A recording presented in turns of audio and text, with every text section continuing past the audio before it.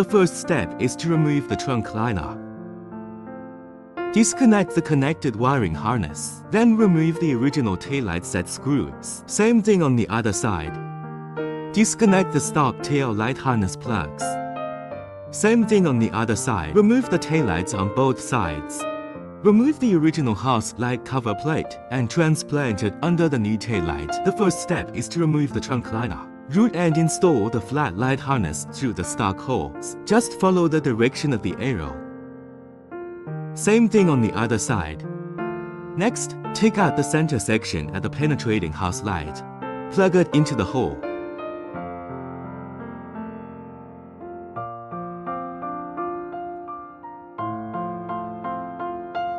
Next, plug both sides of the white signal cable in pairs. Plug the west side stock wiring harness into the tail light wiring harness. Secure penetrations with nuts. Finally, just restore the vehicle.